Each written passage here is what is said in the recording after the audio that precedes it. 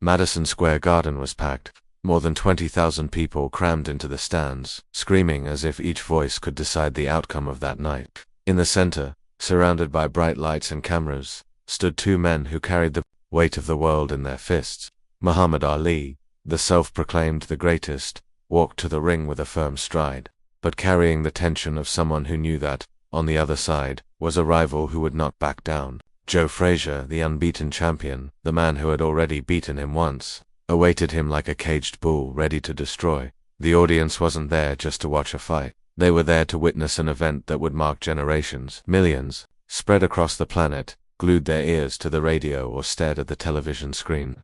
It was 1974, and the rematch between Ali and Frazier wasn't just sport, it was politics, it was pride, it was survival. Each punch would carry much more than physical strength. It would carry the stories, wounds, and egos of a divided world. The first time Ali and Frazier faced each other, in 1971, was an earthquake. The world was divided into two camps, those who saw Ali as a hero who defied the system, and those who saw Frazier as a symbol of discipline, silence, and brute force. On that occasion, Ali fell, and the fall wasn't just in the ring, it was an open wound to the pride of a man who refused to believe he could be defeated. 3 years later, their rematch promised to be even more brutal. Ali made no secret of his hunger for revenge.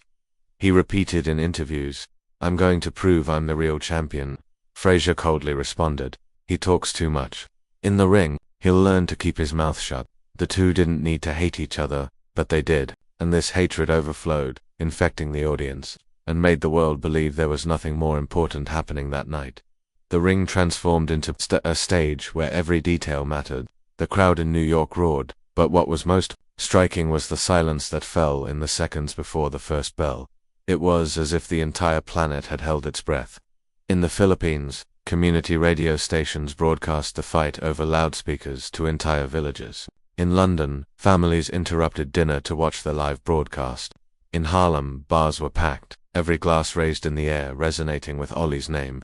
In the southern United States, others cheered for Frazier as if his victory were an act of affirmation against everything Ali represented. It was impossible to separate boxing from politics, the fight from its social context. Ali was seen by many as the voice of black people, the poor, and those facing racism and exclusion.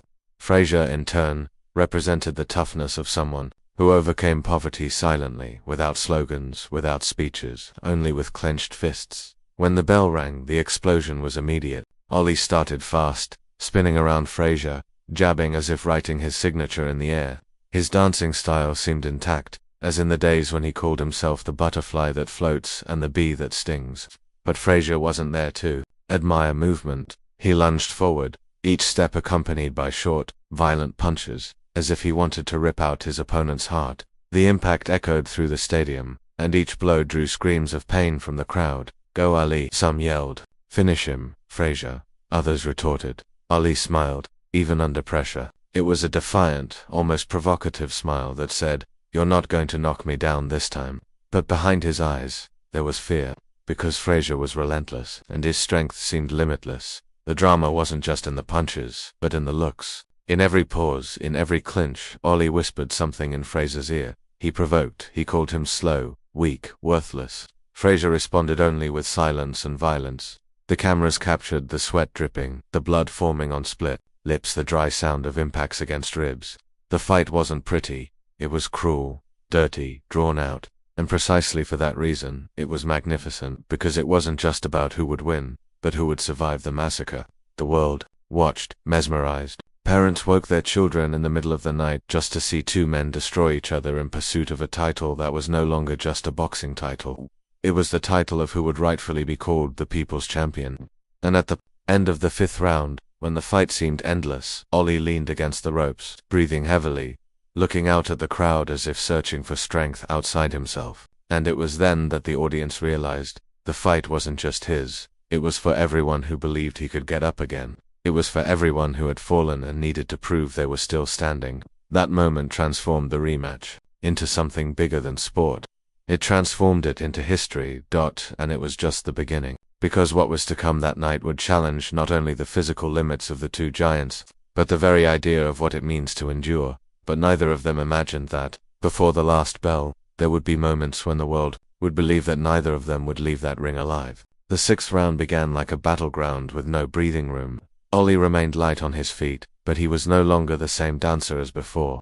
His heavy body, labored air, and the sweat soaking his gloves revealed the price he was paying. Frazier advanced like a tireless predator, throwing each punch as if it were his last of the night. His left hooks exploded against Ali's ribs, the impact echoing like thunder in Madison Square Garden. The crowd roared with each blow, torn between the expectation of one's fall and the heroic resistance of the other.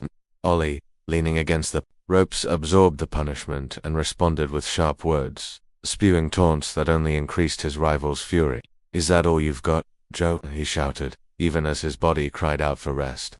Frazier didn't respond. His silence was crueler than any insult, for it was accompanied by punches that felt like stones crushing bones. With each passing minute, the fight ceased to be boxing and became war. Ali's face began to swell, his right eye squinting from the repeated impact of Frazier's hooks. On the other side, Frazier's nose was bleeding, running into his mouth.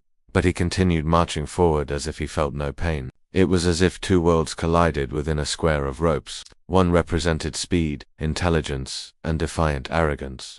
The other, silent brutality, a persistence that needed no words. The audience was mesmerized, knowing they were witnessing something greater than sport. People wept in the stands. In Harlem bars, men pounded the bar with each punch, as if trying to help him resist. On the streets of Manila, children crowded around rusty radios, chanting their favorite's name in unison. In London, families stopped their routine and watched in silence, as if the victory or defeat of one of them could influence their own lives. In the 7th and 8th rounds, Ali showed he still had the stamina to surprise. He backed away, feigned exhaustion, and then unleashed a blistering combination of jabs and straights that hit Frazier squarely. The crowd erupted, believing the fight could change in that instant. "He's coming back." Commentators shouted around the world. But Frazier, even dazed, wouldn't go down. Every time he seemed about to fall, he found strength from some dark corner of his soul and attacked again. It was as if both men were feeding on the suffering, transforming it into fuel to stay on their feet. The ring began to stain with blood and sweat, and the cameras captured every detail. The half-closed eyes, the open mouths gasping for air, the bodies colliding like two wild animals trapped in the same cage. The 9th round was a perfect snapshot of what the fight represented. Ali, exhausted, back against the ropes, seemed on the verge of collapse. Frazier advanced, blow after blow, trying to crush his resistance. The crowd believed the end was near. But then, as if by some miracle, Ali reacted. He unleashed 3 lightning-fast jabs and a right hand that shook Frazier's chin. Madison Square Garden shook. It was as if the ground vibrated with the energy of thousands of voices in unison. "Ali, Ali," echoed through the stadium. But before anyone could declare the comeback, Frazier advanced again, absorbing the blows, and returning them with equal intensity. The two stood face to face, exchanging blows without flinching, as if neither could exist without the other. It was a duel that transcended the physical. It was psychological, it was spiritual. And as the 10th round drew to a close, the truth set in. Neither would give up, no matter how much they bled, how much it hurt to breathe, how each blow seemed to take years off their lives. Ali refused to accept defeat again. Frazier refused to be humiliated before the world. Both had surpassed their human limits, and now they fought in a realm where only the soul spoke louder. The audience sensed this and remained entranced. Every punch was accompanied by tears, screams, and profound silence in every corner of the planet. But the scariest part was yet to come, because, in the final rounds, the ring would no longer be just a stage for a fight. It would become a place where life and death seemed to be at stake, and the whole world would wonder if anyone would emerge alive. The blood was already staining the ring, but the real war was just beginning. If you're feeling the intensity of this fight, just imagine what's yet to come. Take this opportunity to like, subscribe to the channel, and turn on notifications, because the next chapters will show how far a man will go to avoid defeat. The 11th round began before he could breathe again. Ali squared his shoulders, clapped his gloves, and advanced as if the world had been waiting just for that minute.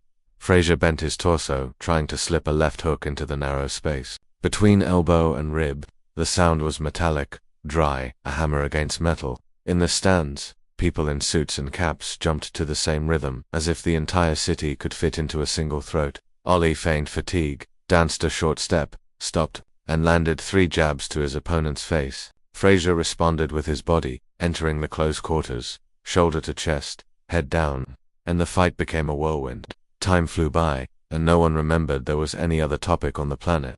In Lagos, a radio crackled on a wooden table. In Recife, a crowded bar called for silence. In Tokyo, eyes burned in the wee hours. Each blow pierced cables, antennas, and rooftops, reaching living rooms like bottled thunder, and the gong threatened. During the minute's rest, the benches flew in and the towels swept through the hot air. Ali breathed through his mouth, his chest rising high, while someone in the corner said, "Go back to the jab, don't switch short. He wants you stopped." He nodded without looking, as if his own head weighed tons. On the other side, Frazier bit his pad and tapped his foot impatiently, repeating, "Don't let him get away. Close the door." The cutter pressed the cold iron to his eyebrow, and the smell of ointment mingled with the metal and sweat. The bell rang again, and the ring became an island surrounded by voices. Ali returned lightly, arms loose, his gaze trying to pierce his rival's guard. Frazier shortened, weaving the space with short steps and head down. The shock was immediate, jab on one side, hook on the other, and the ropes creaked like rigging in a storm. "Let's go," someone shouted, and the night obeyed. The clock seemed to mock the breath of every man there. Go. The final round arrived like a fire alarm. Ali advanced first, 3 jabs in a row, a sharp right hand, sidesteps, and his face gleamed under the lights. Frazier absorbed it, growled, and went in close, going for the liver with a vicious left. Bodies collided, shoulder to shoulder, glove, 2-rib, and the ring groaned. "Don't stop," someone yelled from the corner. Ali responded with a high combination, left, right, left, and sweat flew in an arc, like liquid sparks. Frazier returned with 2 hooks that warped the air in the stadium. No one sat down, the world was on its feet. On distant radios, the hissing silenced as if even noise had respect. At the Garden, the camera panned over teary eyes, hands in prayer, mouths open without sound, and the two, in the center, continued exchanging blows as if life could fit in. That minute, Ali tried to lock up, leaned against the ropes, whispered in his ear, "It's over, Joe." Frazier shook his head, bit his pad, and responded with silence. The bell seemed distant, but every second hurt like a knife. Final jabs, final hooks, final sidesteps. When the bell rang, no one knew for sure what they had seen, war, dance, or prayer. Both men raised their arms, not out of arrogance, but instinct. Their breaths swayed like a stone in the ring. The silence after the bell felt like a wall. The referee separated them, gathered up his gloves with open hands, and led them both to the corners. Towels, water, ice. No one spoke without looking at the judges. The announcer adjusted his microphone. Security guards formed a circle. Photographers raised their cameras as if they had to stop their own story.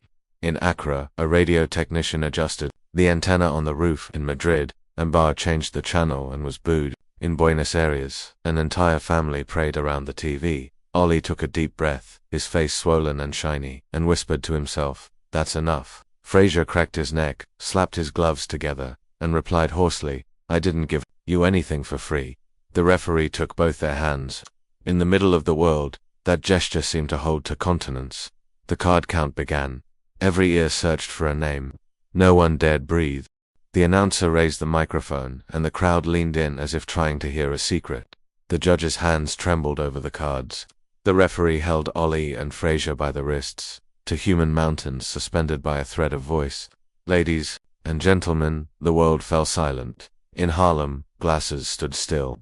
In Lagos, the radio's hiss seemed to cease. In Tokyo, dawn gripped the air. By unanimous decision, thunder rolled through the garden, and the winner, a second became an eternity, Muhammad Ali.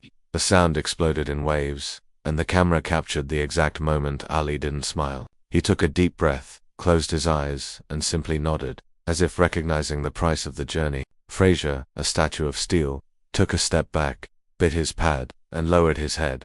He didn't ask for explanations.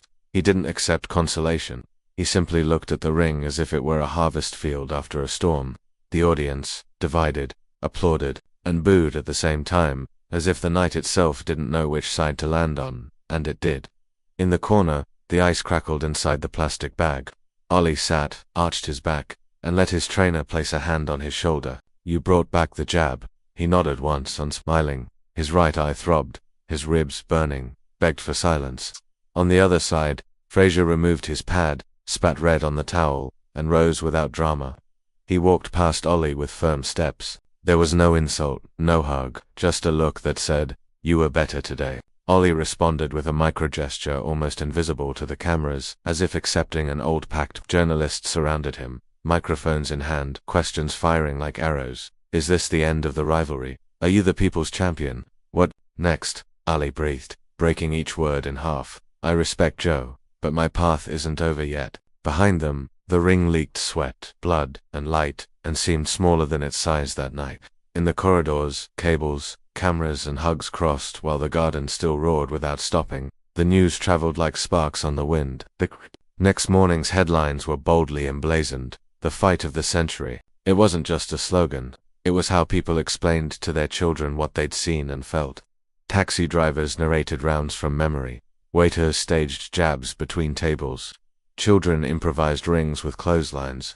On neighborhood radio stations, announcers repeated the results hoarsely, as if announcing the birth of someone important. Newscasts aired breathless replays, slow-motion footage of sweat and impact, and the world seemed to treasure that night like a family album. Some discussed cards, some swore they'd seen something else, some demanded a rematch.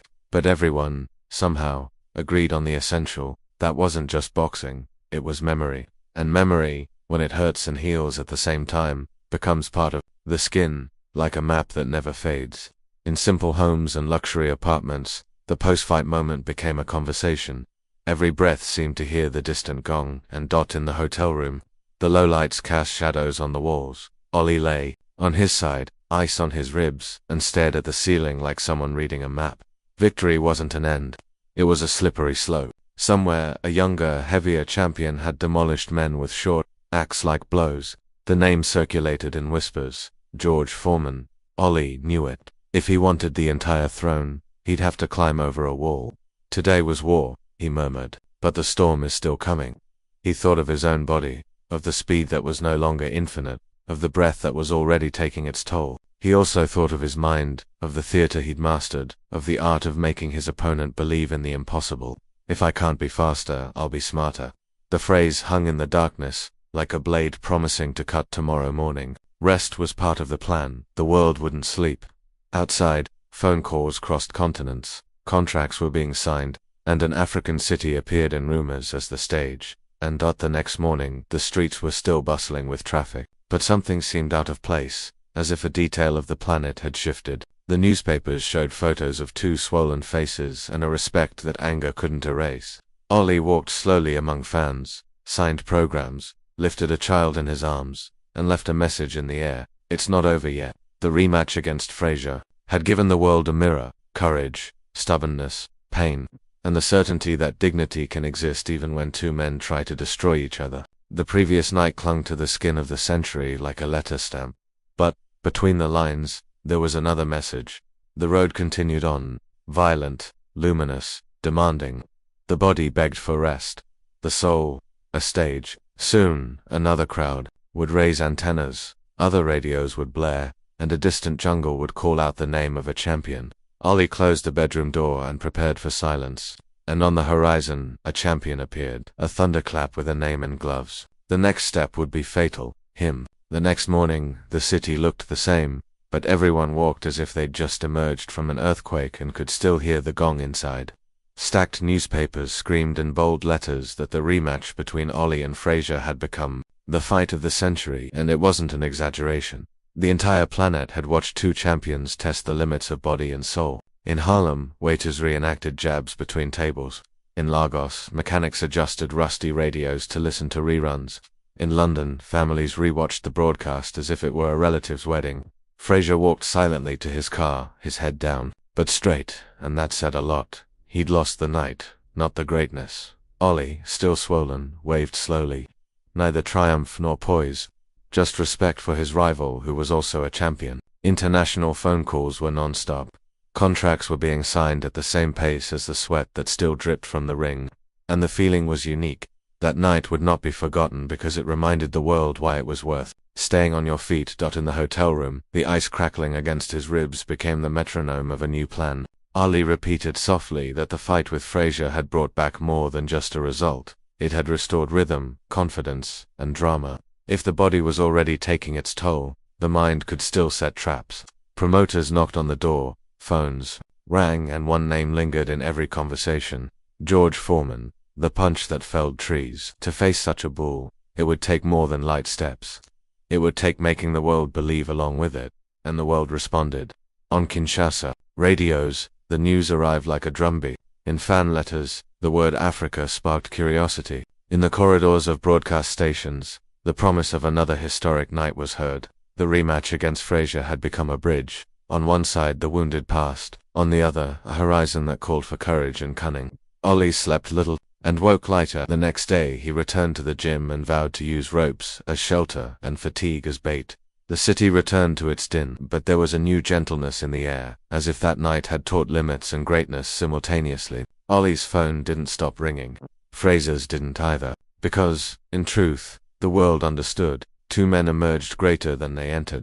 The images repeated on TV showed more than blows. They showed glances, minimal gestures, the moment one breathes and the other decides to stand. Children imitated, jabs in the backyard. Old men recognized the weight of time. Women, who always saw beyond the noise, noted the respect that overcame hatred. The fight returned the word dignity to the sport, and that doesn't fit on a poster. The nickname fight of the century stuck because it spoke a simple truth. Sometimes, to heal a wound, you have to go through it. Ollie won. Frazier wasn't defeated from within, and it was from this double thread, victory and respect, that history stretched the bridge to the next abyss. On the other side, Foreman's name rang out like metal, and a distant jungle lit up with lights. Years later, those who lived through that night still find a shadow of silence when the subject comes up again, because it wasn't just about fists, it was about losing and coming back, about speaking loudly and, in the end, knowing how to listen, about carrying your own body when it weighs too much, and still finding space for a gesture of respect. That revenge that stopped the world taught the invisible: falling isn't the end. Hatred doesn't build. Courage is repeating the step when the ground burns. Every crackling radio, every shaky TV, every bar packed with teary-eyed people told the same parable with different accents. No one wins alone, and no one loses alone. Ollie took the cards. Frazier took the eternity of those who don't back down, and the world took a mirror. When an entire crowd holds its breath for two men, it's not because they enjoy violence, it's because they recognize in them their own daily struggle for dignity. If there is a lesson, it fits in a simple sentence: keep standing, even when the bell seems far away, and take another breath.